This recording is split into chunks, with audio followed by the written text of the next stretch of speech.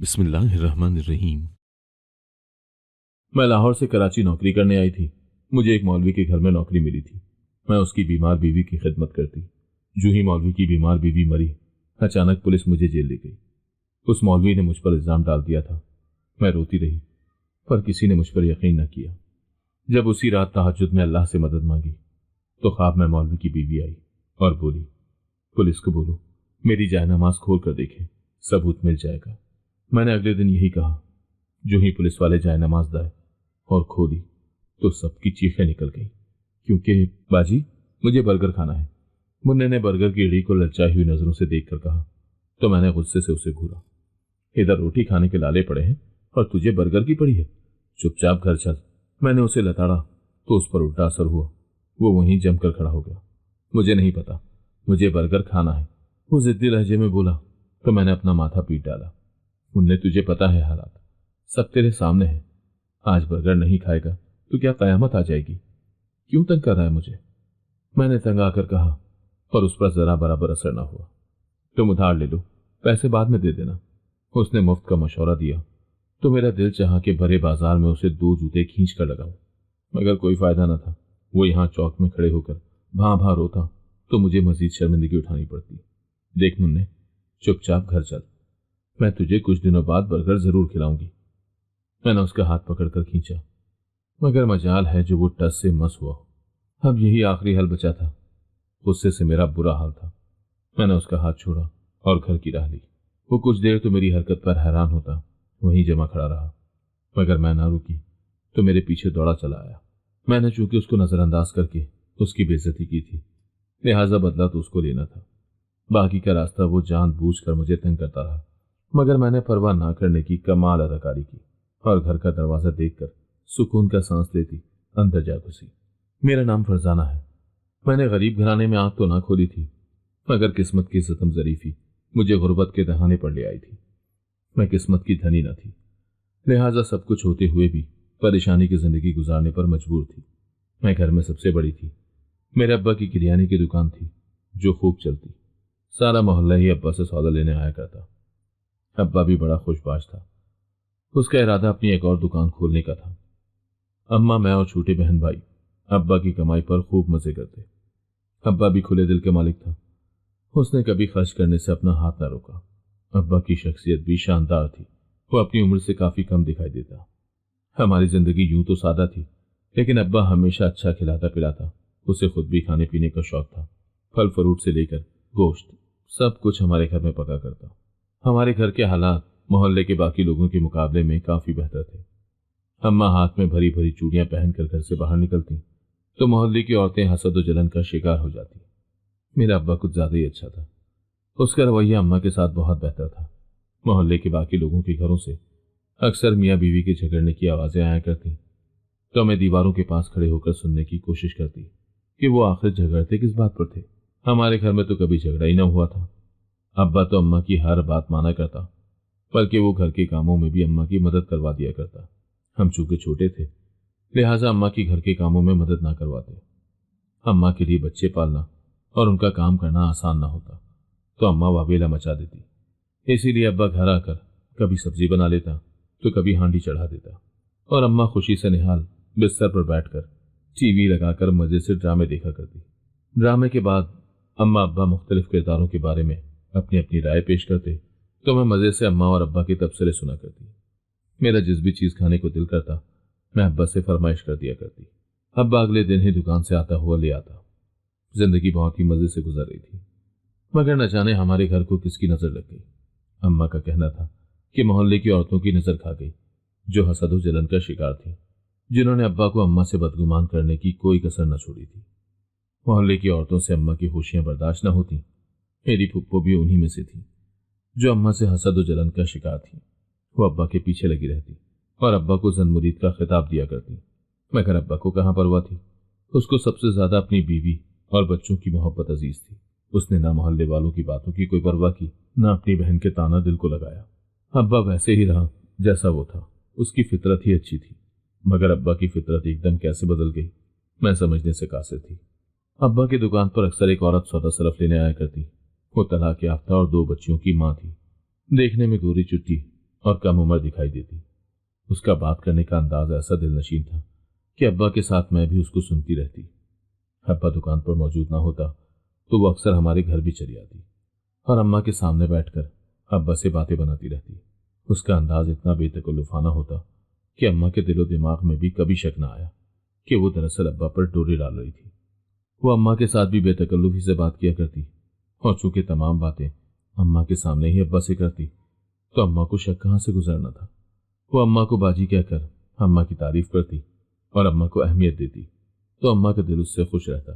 वैसे भी अम्मा को अब्बा पर पूरा भरोसा था। वो आंखें बंद करके अपने शौहर पर एतबार करती और यही एतबार अम्मा को खा गया और अम्मा को कानों कान खबर न हुई। वो औरत अब्बा से शादी रचाकर अपना घर बेचकर अब्बा को कराची लेकर चली गई और हम अम्मा का मुंह देखते रह गए। अब्बा ने अपनी दुकान बेची, सामान बेचा और हमारे फरिश्तों को भी खबर न हुई। खबर तब हुई जब पानी सर से गुजर गया। अब्बा घर से गायब हुआ तो अम्मा अब्बा को ढूंढने उसकी तलाश में निकल गई। उसके बाद मालूम होता गया कि अब्बा ने अम्मा को क्या क्या धोखा दिया। अम्मा तो अपना सर पकड़कर बैठ गई। करती तो क्या करती, कहां कहां उसके पीछे जाती। मोहल्ले वालों की खुशी का कोई ठिकाना न था। मोहल्ले वालियां बज़ाहिर तो अम्मा से अफसोस करने चली आती मगर उनके दिल में यकीनन लड्डू फूट रहे थे। अम्मा का गम अलग था। अम्मा के साथ साथ हम सब भी शदीद परेशानी का शिकार थे। अम्मा के हाथ में कोई पैसा न था। अब्बा उसे हरी झंडी दिखाकर गायब हो गया था। ऐसे में घर का गुजारा कैसे चलता। अभी तो वैसे अम्मा को घर के खर्चे की इतनी फिक्र न हुई थी। उसे तो अपने मियाँ के खो जाने का इतना बड़ा गम था कि वो किसी और के बारे में क्या सोचती। उसके शौहर ने उसके साथ ऐसा धोखा किया कि उसके वहम गुमान में भी ना था। उसकी इज्जत खाक में मिलाकर किसी और औरत के साथ भाग गया था। ये सदमा उसके लिए कम ना था। इस सदमे के सबब अम्मा चारपाई से जा लगी। मैं चूंकि घर में सबसे बड़ी थी इसीलिए अब्बा के बाद अम्मा को संभालना, अम्मा के साथ साथ छोटे बहन भाइयों को संभालना भी मेरे हिस्से में ही आया। अम्मा तो बिल्कुल ही हौसला हार बैठी थी। मैंने अम्मा को हौसला देना चाहा तो उसने मेरी भी पूरी तरह बेइज्जती करके रख दी। तुझे क्या मालूम कि मुझ पर क्या कयामत टूट गई है। मैं कैसे हौसला करूं, कहां से हौसला लाऊं। तेरा अब्बा मेरे सामने होता तो मैं उससे पूछ तो लेती कि उसने ये सब क्यों किया, मगर वो तो मुझे धोखा देकर चला गया, बच बचाकर निकल गया। मैं उसे एक लफ्ज भी न कह सकी।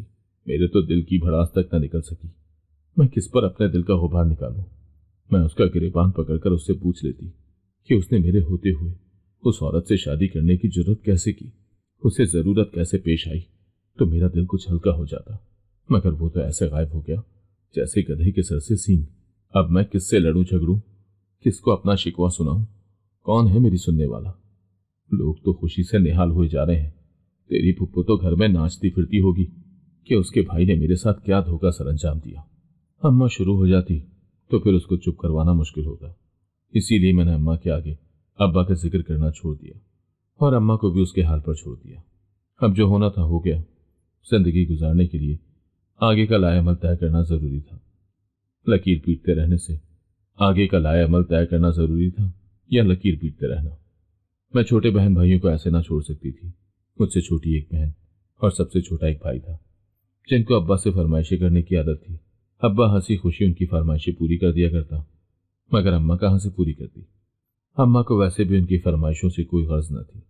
एक मैं ही रह गई थी जो छोटे बहन भाइयों की फरमाइशें पूरी करने में हलकान थी। हमारे पास चंद दिनों के पैसे ही मौजूद थे। कुछ घर की छोटी मोटी चीजें थीं जिनको बेचा जा सकता था, मगर ऐसे कब तक गुजारा होता। अम्मा ने अब्बा को घर वापस बुलाने और उसका पता लगवाने की मुमकिन कोशिश की मगर अब्बा जानबूझकर ऐसे गायब हुआ था कि उसके बारे में हमें कानों कान खबर भी न होने पाए। उस औरत के मोहल्ले वालों से इतना अंदाजा तो हो गया था कि वो अब्बा को कराची ले गई थी क्योंकि उसका सारा मैका कराची में मौजूद था। कराची के अलावा वो कहीं और न जा सकती थी। मगर इतने बड़े शहर में अब्बा को कहाँ ढूंढा जा सकता था, जबकि हमारे पास कोई मदद करने को भी ना था। एक पुप्पो ही थी और वो अब्बा को ढूंढने में हमारी मदद क्यों करती। वो तो पहले ही मेरी माँ को मौरूद इल्जाम ठहरा रही थी कि जिसने अपने शौहर पर नजर ना रखी और अपने शौहर को खुद ही उस औरत के हवाले कर दिया। जब तुझे पता था कि वो तेरे शौहर के पीछे घर में आती है तो उसे ठुड्डे मारकर उसी वक्त बाहर क्यों ना निकाल दिया। पुप्पो अम्मा को कहती तो वो अपना सर पकड़कर बैठ जाती। कभी अम्मा अपने हाथ मसलना शुरू हो जाती। हाय, मुझे क्या मालूम था कि वो नागिन मुझे ही डस देगी, मेरे शौहर पर काबिज आ जाएगी। वो तो मेरी बहन बनी हुई थी। अपनी बहन समझ के घर में घुसा लिया। दोस्ती में एतबार करने का नतीजा भुगत लिया। तो अब क्यों रोती हो? पप्पू अम्मा का दिल जलाने से बाज ना आती। वैसे बात पप्पू की भी सही थी। अम्मा ने तो ऐसे आंखें बंद कर रखी थी जैसे उनका शौहर नेक नामी में सरे फहरिस्त हो। अम्मा ना जानती थी कि मर्द की फितरत में बेवफाई और धोखाधड़ी शामिल होती है। उसे मौका मिले तो वो कभी मौका नहीं गंवाता। उसे मौका फराहम कर दिया तो वो मौका गंवाकर खुद को बेवकूफ़ क्यों जाहिर करे। अब्बा ने अपनी तरफ से बड़ी अकलमंदी की थी। अपने बच्चों का ख्याल छोड़कर दूसरी औरत की बच्चियों के सर पर बाप बनकर बैठ गया था। अब्बा के बाद जिंदगी इतनी मुश्किल थी, इसका अंदाजा चंद महीनों में ही हो गया था। खाने पीने के लाले पड़े तो मुझे ही हरकत में आना पड़ा। मैंने इर्द गिर्द नौकरी तलाश करनी शुरू कर दी। मैं कब तक हाथ पर हाथ रखकर बैठ सकती थी। मुझे अच्छी नौकरी न मिल पाई क्योंकि मेरी तालीम ज़्यादा न थी। वैसे भी ज़्यादा कारखाने हमारे घर से काफ़ी दूरी पर वाक़ थे। फिर भी मैं नौकरी की तलाश में लगी रही। मैंने छोटे मोटे काफ़ी काम किए और अपने घर वालों का खर्चा उठाती रही। छोटे बहन भाइयों की फरमाइशें पूरी करना मेरे बस में न था। वो तो अब्बा ही पूरी किया करता। मेरी कमाई में तो बमुश्किल 2 वक्त का गुजारा चल रहा था। फिर भी मैं अच्छी नौकरी की तलाश में थी ताकि अपने बढ़ते हुए बहन भाइयों की बढ़ती हुई फरमाइशें पूरी करने की कोशिश कर सकूं। हमारे मोहल्ले में एक लड़की शबनम कराची की किसी फैक्ट्री में काम करती थी। वहां पर किसी वर्कर की ज़रूरत पड़ी तो शबनम ने मुझे कहा कि तू भी मेरे साथ चल। वहां पर फैक्ट्री की तरफ से ही रिहाइश और खाना पीना भी दिया जाता है। वो छुट्टियों में घर आई हुई थी। मुझे उसका मशवरा अच्छा लगा क्योंकि भाई अब बड़ा होता जा रहा था और वो ज़हनी तौर पर परेशानी का शिकार था। बाकी बहन भाई अभी इतने बड़े ना हुए थे कि मेरी या अम्मा की मजबूरी समझ सकते। हालात ने भी तो एकदम पट्टा खाया था। वो अब्बा की दूरी बर्दाश्त करते या घर में गुर्बत के मसाइल सहते। मैं अपने बहन भाइयों के मुरझाए हुए चेहरे देखती तो मेरे दिल को धचका सा लगता। मैं चाहती थी कि मैं उनकी जायज़ ख्वाहिशात पूरी करने के काबिल हूँ। लिहाजा मैंने अम्मा से मशवरा किया तो उसने मुझे फौरन कहा, तू कराची जाकर अपने बाप को तलाश करने की भी कोशिश करना। मैंने अफसोस से उसे देखा। भला जो शख्स खुद अपनी मर्जी से अपने बीवी बच्चों को तर्क करके चला गया हो, उसको तलाश करने का क्या फ़ायदा। मैं अपना वक्त और एनर्जी अब्बा पर ज़ाया न करना चाहती थी। अब्बा को तलाश करने का क्या फ़ायदा था। हमें छोड़ना उसकी अपनी खुशी थी। जब वो खुशी से ये काम कर गया तो उसको ढूंढकर हमने क्या करना था। मगर मैं अम्मा को ये ना समझा सकती थी। वो अभी तक सदमे से ही बाहर न निकली थी कि अब्बा उसे किसी दूसरी औरत के खातिर छोड़ गया था। उसको अभी भी ये गुमान था कि शायद उसके साथ कोई हादसा पेश आया हो या वो औरत अब्बा के साथ किसी किस्म की कोई ज़बरदस्ती या उसे ब्लैकमेल करके अपने साथ ले गई हो। मगर मुझे ऐसा कोई गुमान न था। अम्मा सिर्फ अपने दिल को तसल्ली दे रही थी जबकि मैं हकीकत कबूल कर चुकी थी। अब्बा जानबूझकर घर छोड़कर गया था। मैं शबनम के साथ कराची चली आई। उसने मुझे अपनी फैक्ट्री के मालिक से मिलाया तो उसने ऊपर से लेकर नीचे तक मेरा जायजा लिया और मुख्तसर से इंटरव्यू के बाद उसने मुझे नौकरी पर रख लिया। मेरी अच्छी खासी तनख्वाह मुकर्रर हुई थी। मैं खुश थी कि मैं सारे पैसे घर पर भेज सकती थी। छोटे बहन भाई की जिंदगी तो अच्छी गुजर जाती। जितने ऐश अब्बा ने हमें करवाए थे मैं उतने तो ना करवा सकती थी, मगर कोशिश कर सकती थी कि उन्हें एक अच्छी जिंदगी दे सकूं, और मैं यही कर रही थी। मैंने दिल लगाकर काम करना शुरू कर दिया। मैं आराम किए बगैर काम में जुटी रहती। मैं बाकी लड़कियों की तरह खड़े होकर बातें करना पसंद न करती, बल्कि अपने काम में मसरूफ रहती। मुझे इर्द गिर्द से कोई सरोकार न था। मैनेजर की नीयत मुझ पर खराब हुई, मुझे उसका अंदाजा भी न हुआ। एक दिन उसने मौका पाकर मेरे साथ पेशकदमी करने की कोशिश की तो मैंने उसे बुरी तरह से डांट दिया। तुम्हारी जुर्रत कैसे हुई मेरे बारे में ऐसा सोचने की भी। मेरी बुलंद आवाज और तेवर देखकर वो साफ मुकर गया। मैंने क्या किया है? तुम ही मुझे बिला वजह बदनाम करने की कोशिश कर रही हो। मैं उसके अंदाज पर हैरान थी कि अभी कुछ देर पहले ही तो वो मुझे पेशकश कर रहा था कि मैं उसके साथ वक्त गुजारूं तो वो मुझे माला माल कर देगा, जबकि अब साफ मुकर गया था। मैं फौरन उसके कैबिन से बाहर निकली तो उसने मुझे धमकियां लगानी शुरू कर दी। मैं बुरी तरह मुसीबत में फंस गई थी। वो मौका पाते ही तन्हाई में मेरे करीब आता और मुझे तंग करता, और कभी मुझे धमकियां देना शुरू कर देता कि मैंने बॉस से कहकर तुमको 2 दिन में नौकरी से ना निकलवाया तो मेरा नाम बदल देना। वो अजीब शख्स था। मैं तो अपने घर के हालात बदलने आई थी, मगर किस्मत ने एक बार फिर मेरा साथ ना दिया था। मैं कितनी बड़ी मुसीबत में फंस गई थी। इर्द गिर्द के वर्कर्स भी जानते थे कि मैनेजर का रवैया मेरे साथ खराब है, मगर वो सब मजबूर थे। गरीब घरानों से ताल्लुक रखने वालों की कई मजबूरियां होती हैं। ये बात मैं अच्छी तरह से समझ सकती थी। कोई भी मेरे साथ उठ खड़ा होता تو وہ بھی मैनेजर کی नज़रों में आ जाता। मैंने शबनम से बात की तो वो भी ढीली पड़ गई। यार मुझे सब अंदाज़ा है, मगर हमें ये छोटी मोटी चीज़ें यहाँ पर बर्दाश्त करनी पड़ती हैं। छोटी मोटी चीज़ें? वो मेरी इज्जत पर हाथ डालने चला था। मैंने बेचारगी से कहा तो शबनम ने सर हिला दिया। हाँ मैं समझ रही हूँ, वो कुछ ज़्यादा ही फ्री होने की कोशिश कर रहा था, मगर तू अब बर्दाश्त कर। कुछ अरसे में उसका गुस्सा उतर जाएगा तो सब ठीक हो जाएगा। लोगों की नीयत ऐसे ही खराब हो जाती है, किसी पर भी दिल आ जाता है। मैं तुझे ही बर्दाश्त करने का कह सकती हूँ, मैनेजर का जाके सर तो नहीं फाड़ सकती। शबनम की बात भी अपनी जगह ठीक थी। वो तो खुद मजबूर थी, नौकरी करके धक्के खा के अपने घर वालों का सहारा बनी हुई थी। वो मेरे साथ कैसे दे सकती थी? मेरे खातिर वो अपनी नौकरी तो खतरे में ना डाल सकती थी, जबकि उसको वहां लगे हुए कई साल हो गए थे। उसको काफ़ी सहूलियात मुयस्सर थी। मुझे तो नौकरी करते अभी कुछ ही अर्सा गुजरा था। कराची में नौकरी के कई मौके थे। मैं यहाँ पर किसी और जगह पर नौकरी तलाश कर सकती थी। यह मशवरा भी मुझे शबनम ने ही दिया था। मैंने कहीं और नौकरी करने की ठानी और रोज़ाना ही नौकरी की तलाश में निकलने लगी, मगर मेरे पास अभी तजुर्बा न था। मुझे नौकरी ज्वाइन किए हुए 2 महीने तो हुए थे, जबकि सबको साल का तजुर्बा चाहिए था। मेरे पास ऐसी कोई जमानत भी न थी। ये नौकरी तो मुझे शबनम की वजह से मिल गई थी, जबकि बाकी जगह पर मुझे किसी न किसी की जमानत तो चाहिए ही थी। मैं मायूस होकर बैठ गई। चंद दिनों में शबनम ने मुझे एक और नौकरी के बारे में बताया। उसकी कोई सहेली थी जिसके जानने वाले मौलवी को अपनी बीवी की खिदमत के लिए एक लड़की दरकार थी। मैं ये काम कैसे कर सकती हूँ? मुझे तो ऐसा कोई तजुर्बा नहीं है। मैंने हैरान होते हुए शबनम से कहा तो उसने मुझे समझाने की कोशिश की। इसमें तजुर्बे की क्या बात है? बीमारी में अपनी माँ का ख्याल तो रखा ही करती थी, बस ऐसे ही औरत का ख्याल रखना होगा। काम बहुत आसान है, तुझे दिन रात वहीं गुजारना होगा। मौलवी तो घर पर होता नहीं है, तबलीगी जमात के साथ कहीं न कहीं निकला हुआ होता है, मगर वो अच्छी तनख्वाह दे रहा है। सारा वक्त एक औरत के साथ गुजारा करना पड़ेगा तो मर्द की नज़रों से भी महफूज रहेगी। शबनम की बात मेरे दिल को लगी थी। वैसे भी मैनेजर ने मुझे बहुत तंग किया हुआ था। उसकी जरूरत रोज बरोज बढ़ती जा रही थी। वो मेरी मजबूरी अच्छी तरह समझ गया था। लिहाजा मैंने शबनम को इकरार किया और फैक्ट्री की नौकरी छोड़कर मौलवी के घर नौकरी कर ली। मौलवी वाकई शरीफ इंसान था। वो अपने काम से काम रखता और मेरे सामने नजरें झुकाए रखता। वो ज्यादातर वक्त घर से बाहर गुजारता, मगर जब कभी हमारा आमना सामना होता तब भी वो मेरी तरफ ना देखता। उसकी बीवी भी अच्छे मिजाज की मालिक थी। वो बीमार थी, वो चारपाई से बमुश्किल उठ पाती। मैं सारा दिन उसकी खिदमत में जुटी रहती। मैं जो भी काम करती निहायत खुश असलूबी और लगन के साथ किया करती। मैंने उस औरत की खिदमत में भी कोई कमी ना छोड़ी। मैं रोजाना ही उसकी मालिश करती, उसका ख्याल रखती। उसके शौहर ने उसके लिए खाने पीने की चीजों का ढेर लगा रखा था। वो उतना तो ना खा पाती, मगर मुझे जबरदस्ती खिला देती। तुम खा लो, वरना मौलवी साहब आकर मुझे डांटेंगे कि सारा फल पड़े पड़े गल सड़ गया। उसकी बात सुनकर मैं फल खा लेती। मेरी सेहत कुछ दिनों में ही बेहतर होती जा रही थी। मुझे यहाँ बड़ा ही सुकून था। मेरी मालकिन दिल की बहुत अच्छी थी। उसके शौहर से भी मुझे कोई मसला न था। वो वाकई एक शरीफ इंसान था।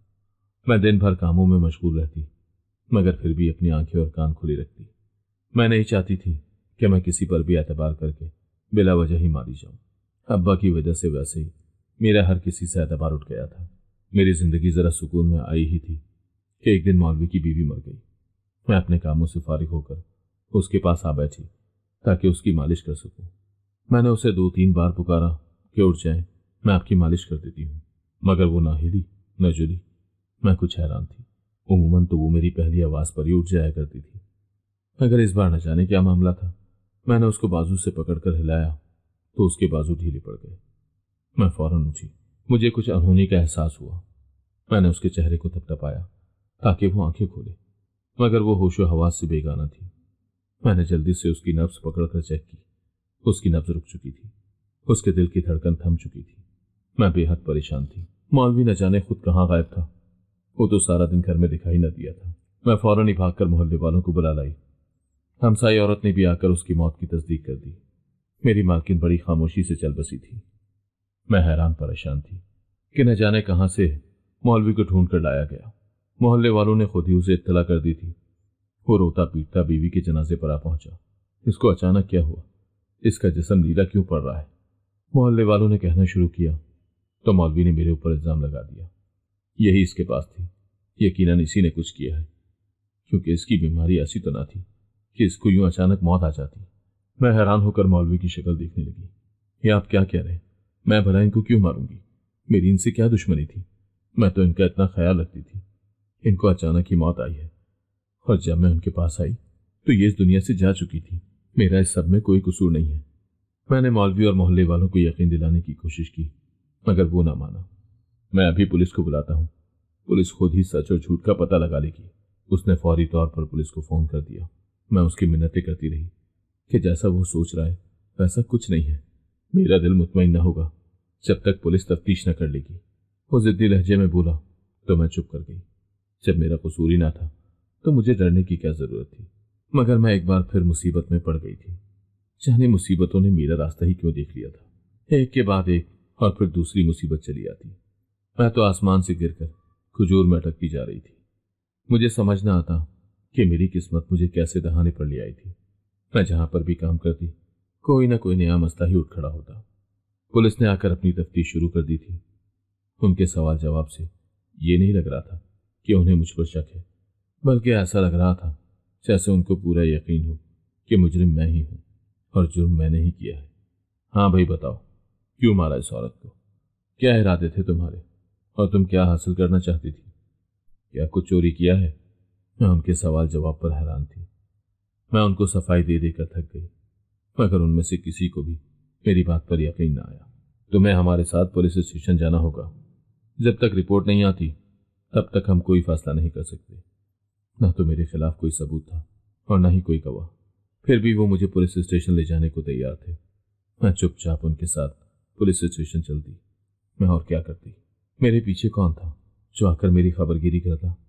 اماں کو اور چھوٹے بہن بھائیوں کو تو معلوم بھی نہ تھا کہ میں یہاں کس مصیبت میں پڑ گئی تھی۔ پولیس نے مجھے سلاخوں کے پیچھے ڈال دیا تھا۔ پہلے ہم تفتیش کریں گے، اگر تم بے قصور ثابت ہوئی تو ہی تمہیں گھر جانے دیں گے۔ وہ نہ جانے کن چکروں میں تھے۔ شاید وہ چاہتے تھے کہ کوئی میری ضمانت کروانے آئے اور وہ اس سے پیسے کھائیں۔ اماں بھلا اتنی دور کیسے آ کر میرے پیچھے خوار ہوتی؟ ویسے بھی میں لاہور سے کراچی اس لیے نہ آئی تھی کہ اپنے پیچھے اپنی اماں کو خوار کروں، بلکہ اس لیے آئی تھی کہ ان کا سہارا بنوں اور ان کو پریشانی میں پڑنے سے بچاؤں۔ مگر یہاں تو سب کچھ ہی الٹا ہوتا جا رہا تھا۔ میں جیل کے سلاخوں کے پیچھے بیٹھی رو رہی تھی۔ یا اللہ، اب تو ہی میری مدد کر سکتا ہے۔ تیرے سوا اس شہر میں میرا کون ہے؟ میرا باپ نہ جانے کہاں گم تھا جو ہم سب کو چھوڑ کر بھاگ گیا تھا۔ اماں تھی تو بے بسی سے دور بیٹھی تھی، جبکہ بہن بھائی اتنے چھوٹے تھے کہ وہ میرے لیے کچھ نہ کر سکتے تھے۔ میں نے رات کو تہجد کی نماز پڑھ کر دعا مانگی کہ اللہ تعالیٰ مجھے اس مصیبت سے بچا لے اور کوئی آسان سا راستہ دکھا دے جس پر میں عمل کر سکوں۔ رات کو تہجد کی نماز پڑھ کر کچھ دیر کو میری آنکھ لگی تو میں نے خواب میں اپنی مالکن کو دیکھا۔ وہ چارپائی پر بیٹھی تھی، جبکہ میں ویسے ہی اس کی مالش کرنے کے لیے تیل اٹھا کر لائی جیسے میں روزانہ کیا کرتی تھی۔ تو وہ مڑ کر مجھے دیکھنے لگی۔ میں تو مر گئی ہوں، تم کس کی مالش کرو گی؟ اس کا انداز ایسا تھا کہ مجھے خوف محسوس ہونے لگا۔ میری بولتی بند ہو گئی اور میں اس کے سامنے کچھ نہ بول پائی۔ تم جاننا چاہتی ہو کہ میری موت کیسے ہوئی؟ وہ دوبارہ سے بولی تو اس کی آواز پورے گھر میں گونج گئی۔ میں نے اس بات میں سر ہلا دیا۔ تم پولیس والوں کو اور میرے شوہر کو کہنا کہ وہ میری جائے نماز کھول کر دیکھ لیں تو انہیں ثبوت مل جائے گا اور یہ راز بھی کھل جائے گا کہ میری موت کیسے ہوئی۔ وہ بولی تو میں نے پھر سے اس بات میں سر ہلا دیا۔ مجھے ارد گرد کی دنیا کی کچھ خبر نہ تھی۔ میں خواب میں بے حس و حرکت کھڑی تھی۔ اچانک ہی وہ میرے سامنے سے غائب ہو گئی تو میں حیران ہوئی کہ مالکن کہاں چلی گئی۔ میں نے اسے چارپائی کے نیچے اور ارد گرد پورے صحن میں ڈھونڈا، مگر وہ مجھے دکھائی نہ دی۔ اچانک سے میری آنکھ کھلی تو میں چونک کر اٹھ بیٹھی۔ یہ خواب تھا، اس کا حقیقت سے کچھ لینا دینا نہ تھا، مگر پھر بھی مجھے ایک راستہ تو دکھائی دیا تھا۔ نہ جانے جائے نماز میں ایسا کیا راز تھا جو وہ مجھے بتانا چاہتی تھی۔ وہ اس قدر اچھی تھی کہ مرنے کے بعد بھی اسے میری فکر تھی اور مجھے اس تباہی سے نکالنا چاہتی تھی۔ کہیں اس میں کوئی ایسا ثبوت نہ ہو جو مزید میرے خلاف چلا جائے اور میں جیل کی سلاخوں کے پیچھے سے نہ نکل سکوں۔ میں سوچ کر ڈر بھی رہی تھی، مگر پھر بھی مجھے کچھ نہ کچھ تو کرنا تھا۔ میں بے چینی سے صبح ہونے کا انتظار کرنے لگی۔ میں نے صبح ہوتے ہی پولیس والوں سے درخواست کی کہ وہ میری ایک بات پر ضرور عمل کریں، مجھے مالکن کی جائے نماز منگوا دیں، کیونکہ میں نے خواب میں دیکھا ہے۔ مالکن نے مجھے بتایا ہے کہ اس کی موت کا راز اس جائے نماز میں چھپا ہے۔ پولیس والے میری بات سن کر ہنس دیے او بیبی کیسی باتیں کر رہی ہے؟ ایسا کیسے ممکن ہے؟ ممکن ہو یا نہ ہو، بس ایک بار میری بات سن لیں، اس میں حرج کیا ہے؟ آپ لوگوں کو جا کر وہ جائے نماز وہاں سے اٹھا کر لانی ہے، میں آپ کو بتا دوں گی کہ وہ کس کمرے میں رکھی ہے۔ پولیس والوں نے بلاخر میری بات مان لی اور وہ جائے نماز لینے چلے گئے۔ وہ جیسے ہی جائے نماز لے کر آئے تو انہوں نے مجھے بھی اپنے دفتر میں بلا لیا۔ میں فوراً چلی گئی تاکہ دیکھ سکوں کہ آخر جائے نماز میں اس کی موت کا کیا راز چھپا تھا۔ پولیس والوں نے جائے نماز کھولی تو دیکھ کر سب کی چیخیں نکل گئیں۔ کوئی سوچ بھی نہیں سکتا تھا کہ اس عورت کے ساتھ اس قدر برا سلوک کیا جا رہا تھا۔ جائے نماز میں ایک موبائل تھا جس میں اس عورت نے اپنا ویڈیو بیان ریکارڈ کر کے اس کو جائے نماز میں چھپا رکھا تھا، جس بیان میں اس نے صاف اقرار کیا تھا کہ اس کا شوہر بہت خطرناک ہے، جو اس کو ایسا زہر دے رہا ہے جو اس کو ایک دم نہیں مارے گا بلکہ تھوڑا تھوڑا کر کے مارے گا۔ اس کا جسم دن بدن ناکارہ ہوتا جا رہا ہے۔ بظاہر تو اس کا شوہر سب کے سامنے اس کا بہت خیال رکھتا ہے، مگر حقیقت میں وہ اس کو جان سے مار دینا چاہتا تھا۔ اس بیان کے بعد سب کو سمجھ میں آ گیا کہ مولوی نے کس طرح اس کو ایک ایسا کیمیکل پلایا ہے جس سے وہ رفتہ رفتہ موت کے منہ میں جا رہی تھی، اور اس عورت کو اس بات کا اچھی طرح اندازہ تھا، مگر وہ بے بس تھی، کسی کو اپنی مدد کے لیے نہ پکار سکتی تھی۔ مولوی نے اس کو اس طریقے سے قابو کر رکھا تھا کہ وہ کچھ بھی کرنے کے قابل نہ تھی، بلکہ دہشت کا شکار تھی۔ میں بھی حیران تھی، اس کا شوہر تو اس پر جان فدا کرتا، اس کا بے حد خیال رکھا کرتا تھا، پھل فروٹ اور کھانے پینے کی کسی چیز کی کبھی تنگی نہ دیا کرتا تھا۔ اس کا مطلب تھا کہ وہ کسی نہ کسی چیز میں اس کو زہر ملا کر دیا کرتا۔ پولیس والوں کا کہنا تھا کہ میڈیکل رپورٹ آنے کے بعد ہی کچھ طے کیا جا سکے گا۔ اس عورت کا پوسٹ مارٹم ہوا تھا اور اس کی میڈیکل کی رپورٹ بھی آ گئی۔ اس میں صاف دیکھا جا سکتا تھا کہ اس کے جسم میں زہر داخل ہوا اور اس کی وجہ سے اس کی موت ہو گئی، اور یہ زہر اس کے اندر تقریباً 1 سال سے داخل کیا جا رہا تھا۔ یہ جان کر میں نے سکون کا سانس لیا، کیونکہ مجھے تو وہاں کام کرتے ہوئے 2 ماہ ہی گزرے تھے۔ 1 سال سے اگر اس کے جسم میں زہر ڈالا جا رہا تھا تو اس سے صاف ظاہر تھا کہ اس کا شوہر قصوروار تھا اور وہی اسے مارنے کی سازش رچا رہا تھا۔ اس نے عورت کو اس قدر قابو کر رکھا تھا کہ وہ کسی کو بھی یہ بات بتانے سے قاصر رہی تھی۔ اب چونکہ موبائل کے ذریعے اس عورت نے خود اپنا بیان ریکارڈ کیا تھا اور وہ بیان پولیس تک پہنچ گیا تھا، اسی لیے مجھے باعزت بری کر دیا گیا، جبکہ مولوی کو گرفتار کر لیا گیا۔ وہ آنکھیں پھاڑ پھاڑ کر مجھے دیکھ رہا تھا کہ مجھے اس کی سچائی کا کیسے علم ہوا، جبکہ اس کے تو وہم و گمان میں بھی نہ ہوگا کہ اس کی بیوی نے خواب میں آ کر مجھے اشارہ دیا تھا۔ میں حیران تھی کہ دنیا واقعی کس قدر دھوکے باز تھی کہ وہ بظاہر اس قدر شریف انسان تھا کہ نظر اٹھا کر بھی میری جانب نہیں دیکھتا تھا، مگر اس نے اپنی بیوی کے مرنے کے الزام میں مجھے گرفتار کروا دیا تھا کہ کہیں محلے والے اس پر شک نہ کر لیں۔ مجرم جتنا بھی شاطر ہی کیوں نہ ہو، کہیں نہ کہیں وہ غلطی کرتا ہے۔ وہ بھی آخر میں گھبرا گیا تھا۔ اس کی گھبراہٹ نے ہی اسے جیل کی سلاخوں تک پہنچایا، کیونکہ اگر وہ اپنی بیوی کو چپ چاپ دفنا دیتا اور مجھے گرفتار نہ کرواتا تو شاید پولیس کو معلوم بھی نہ ہوتا کہ اس کی بیوی کا قتل ہوا تھا، مگر وہ اپنے جال میں خود ہی پھنس گیا تھا۔ اس نے خود ہی پولیس کو فون کر کے بلایا اور ایک بے گناہ کو اندر کروایا، جبکہ اس کی بیوی اس سے کس طرح ناراض ہو کے مری تھی کہ مرنے کے بعد بھی اس نے خواب میں آ کر اشارہ دیا اور اپنے شوہر کو گرفتار کروا دیا۔ میں جیل کی سلاخوں کے پیچھے سے نکل آئی تھی۔ اب میں اس بڑے شہر میں تنہا تھی، میرے پاس کوئی نوکری بھی نہ تھی۔ میں واپس اس فیکٹری میں نہ جا سکتی تھی کیونکہ مجھے معلوم تھا کہ وہ لوگ مجھے دوبارہ ملازمت پر نہ رکھیں گے۔ میرے پاس فی الحال اتنے پیسے بھی نہ تھے کہ میں واپس اپنے شہر لوٹ سکوں، کیونکہ میں نے اپنی ساری تنخواہ اماں کو بھجوا دی تھی اور اپنے پاس بہت تھوڑے پیسے رکھے تھے، کیونکہ مجھے یہاں پر پیسے کی ضرورت نہ پڑتی، مگر اب مجھے ایک دم سے ضرورت آن پڑی تھی۔ میں نے یہی سوچا کہ میں شبنم سے کچھ پیسے مانگ لوں گی۔ میں سمجھ گئی تھی کہ کراچی جیسا شہر مجھے راس نہ آیا، لہٰذا میں واپس جانا چاہتی تھی۔ میں پیدل ہی شبنم کے کوارٹرز کی جانب چل دی۔ وہ فیکٹری کی طرف سے ملے گئے کوارٹرز میں رہائش پذیر تھی۔ میں چلتے چلتے ایک دربار کے پاس سے گزری، وہاں لنگر دیکھ کر رک گئی۔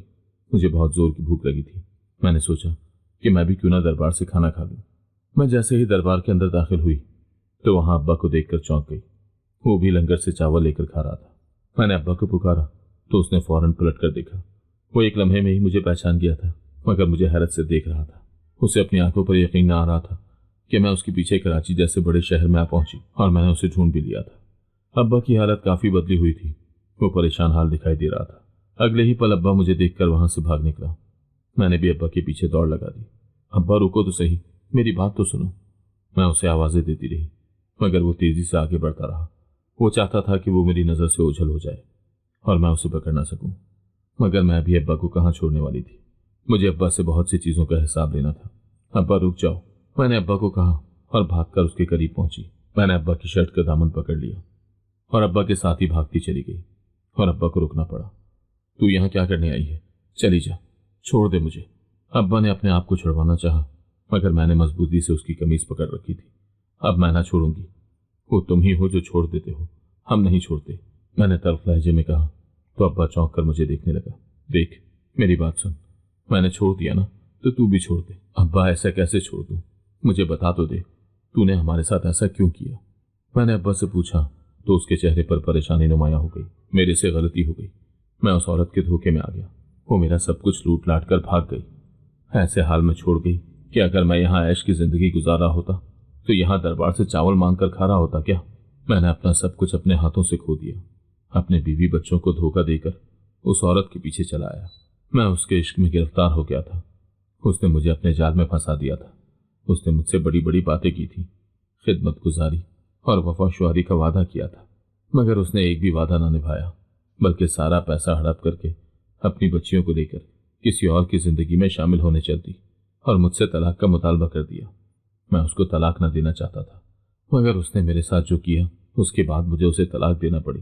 वो बड़ी ही मजबूत औरत थी। उसने मुझ पर तरह तरह के इल्जाम लगाए और मुझे जेल तक भिजवा दिया। जब से उसकी जिंदगी में शामिल हुआ और उसके खातिर अपने घर वालों को धोखा देकर कराची चला आया, तब से मुसीबत में पड़ा हुआ हूँ। मेरा एक दिन भी सुकून में न गुजरा, और गुजरता भी कैसे? अपने पीछे अपने बीवी बच्चों को जो धोखा देकर उजाड़ आया था। अब्बा का हाल देखकर मैं परेशान हो गई। अब्बा ने उस औरत के खातिर सब कुछ लुटा दिया था। अब्बा की अच्छी भली चलती हुई दुकान थी जिसमें अच्छा खासा मुनाफा होता, घर था, बीवी बच्चे थे। अब्बा हर तरह से पुरसुकून जिंदगी गुजार रहा था, मगर एक औरत के धोखे में आ गया। अब्बा, तुझे किसने कहा था कि तू उस औरत पर एतबार कर? तू कम अज कम मुझसे तो मशवरा कर लेता। मैंने दुहाई दी तो अब्बा ने अपना सर पकड़ लिया। तुझसे कैसे मशवरा करता? तुझसे तो छुपा रखा था, अपनी बीवी से भी छुपा रखा था। अगर तुम लोगों से ना छुपाता तो ये नौबत ही ना आती, जबकि मैं खुद चाहता था कि मैं उस औरत के साथ जिंदगी गुजारूं। मैं उस पर मर मिटा, उस पर फिदा हो गया था। कसूर उसका नहीं है, कसूर तो मेरा अपना निकला। मुझे ही अकल ना थी। दुनिया का सबसे बड़ा बेवकूफ हूं जो अपने आप को तबाह करके उस औरत पर एतबार कर बैठा। अपनी बीवी के होते हुए न जाने कैसे भटक गया। हालांकि मैं तेरी मां से बहुत मोहब्बत करता था, पर एक औरत ने जब खुद मुझसे मोहब्बत जताई तो मैं उसकी बातों में आ गया। मैं अंधा हो गया था। मेरी आंखों पर न जाने कौन सी पट्टी बन गई थी। मैंने जो धोखा किया अब उसकी सजा भी काट रहा हूं, और न जाने कब तक काटता रहूंगा। अब्बा, वापस चलो मेरे साथ, अपने शहर चलो, वहां चलते हैं। मुझे वहां नहीं जाना। मैं कैसे मुंह दिखाऊंगा सबको? तेरी माँ का सामना कैसे करूंगा? मुझ में हिम्मत नहीं है। अम्मा की फिक्र न करो, वो तुझे माफ कर देगी। वो अब भी तेरी तलाश में है।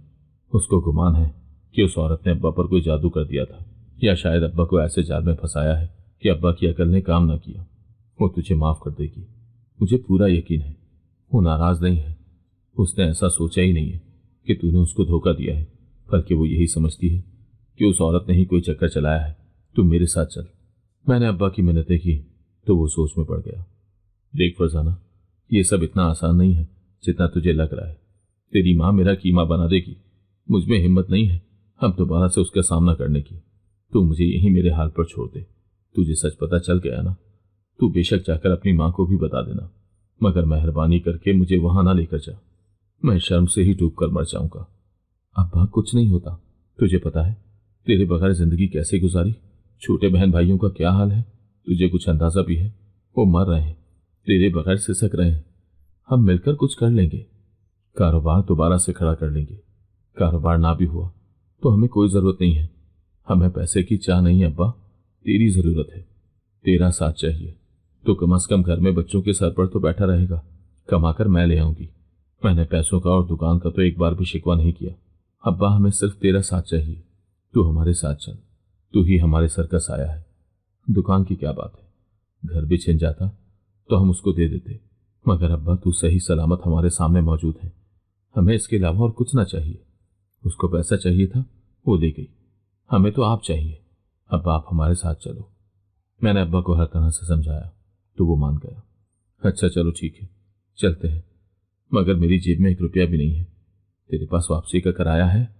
अब्बा ने मुझसे पूछा तो मैं भी चुप रह गई, क्योंकि किराया तो मेरे पास भी ना था। मैं शबनम से पैसे उधार लेकर अब्बा को वापस ले आई थी। अम्मा अब्बा को देखकर हैरान थी।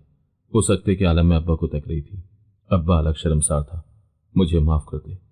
वो अम्मा के कदमों में बैठ गया तो अम्मा ने फौरन उसको उठा लिया। कैसी बातें कर रहे हो तुम? मेरे सर का ताज हो, पाँव में तुम्हारी जगह नहीं है। मैंने जो कुछ किया है उसके बाद तो मेरा पाँव में बैठना ही बनता है। अब्बा बेहद शर्मसार था। मुझे कोई शिकवा नहीं है, मुझे तुमसे आज भी मोहब्बत है। तुम मेरे सर के साईं थे, मेरे सर के साईं ही रहोगे। अम्मा की बात सुनकर अब्बा के साथ साथ मैं भी दंग रह गई। अम्मा अब्बा से इस कदर मोहब्बत करती थी, मुझे यकीन ना आया। मुझे तो हमेशा यही लगता था कि अब्बा अम्मा से ज्यादा मोहब्बत किया करता, मगर अब्बा ने अपनी मोहब्बत को दागदार कर दिया था, जबकि अम्मा ने आज भी अपनी मोहब्बत का सबूत दे दिया था। वाकई औरत की वफाशवाली का भी कोई मुकाबला नहीं कर सकता। मैं सब कुछ हार कर आ गया हूँ, मेरे पास 1 रुपया भी नहीं है। अब्बा ने अम्मा को एक और सच बताया तो अम्मा ने ज्यादा परवाह नहीं की। हमें पैसों की जरूरत नहीं है, पैसों के बगैर गुजारा हो जाएगा, हमें तुम्हारी जरूरत है। अम्मा ने वही बात की जो मैंने अब्बा से की थी। अब्बा का दिल सरशार था। उसके चेहरे से साफ जाहिर हो रहा था कि अम्मा की बात सुनकर उसको कितनी ढारस मिली थी। तू मुझे ताना तो ना देगी कि मैंने तेरे साथ इतना बड़ा धोखा किया और इतनी घटिया हरकत, अपनी जिंदगी की सबसे बड़ी गलती की? ऐसा कुछ ना होगा, तुम ही हो जिसने हमें सारी जिंदगी ऐशो आराम दिया। अब अगर मुसीबत के दिन आए हैं तो तुम अकेले क्यों काटोगे? हम सब मिलकर काटेंगे। अच्छे वक्त में हम सब साथ थे तो बुरे वक्त में भी साथ रहेंगे। अम्मा इस कदर बाहौसला थी, मुझे आज अंदाजा हुआ। अम्मा ने अब्बा को ना तो कोई ताना दिया और ना कोई शिकवा शिकायत किया। वो इसी बात पर खुश थी कि अब्बा वापस लौट आया, वगरना अम्मा भी क्या कर लेती। छोटे बहन भाई भी अब्बा की आमद से बेहद खुश थे। अब्बा जल्द ही नौकरी की तलाश में निकल पड़े। उन्हें जूतों की एक दुकान में नौकरी मिल गई। मैंने भी अपने ही शहर में नौकरी करना बेहतर समझा। मैं एक कारखाने पर काम करने लगी। यहाँ पर मेरी तनख्वाह थोड़ी थी, मगर फिर भी अपने शहर में कम पैसों में भी गुजारा करना आसान था। मैं सुबह सवेरे अब्बा के साथ ही काम पर निकल जाती और शाम को लौट आती। मेरी और अब्बा की तनख्वाह में अच्छा गुजारा हो रहा था। सबसे बड़ी बात यह थी कि अब हम सुकून की जिंदगी गुजार रहे थे। अब हमें फिक्र न थी कि अब्बा की जिंदगी में दोबारा कोई औरत आएगी, क्योंकि अब्बा पहले ही इतना बड़ा धोखा खा चुके थे कि अब दोबारा कोई धोखा न खाते। सब कुछ लुट चुका था, मगर सुकून की बात यह थी कि हम सब साथ थे। मैं अम्मा अब्बा को एक साथ बातें करते और हंसता हुआ देखती तो मुझे सुकून मिलता। मैं खुश थी कि राहत के दिन वापस लौट आए थे। जिंदगी में पैसे की अहमियत अपनी जगह, मगर रिश्ते ज्यादा अहम है। अब्बा के साथ रूखी सूखी भी भली मालूम होती। मैं अपने रब की शुक्रगुजार थी जिसने मुझे हर मुश्किल से निकालकर नई राहें पेश की थी। अगर आपको आज की कहानी पसंद आई है तो वीडियो को जरूर लाइक कीजिएगा और अपने दोस्तों के साथ भी शेयर कीजिएगा। और हाँ, अगर आपने अभी तक हमारा चैनल सब्सक्राइब नहीं किया तो जरूर सब्सक्राइब करें। मिलते हैं कल एक नई और दिलचस्प कहानी के साथ। अल्लाह हाफिज।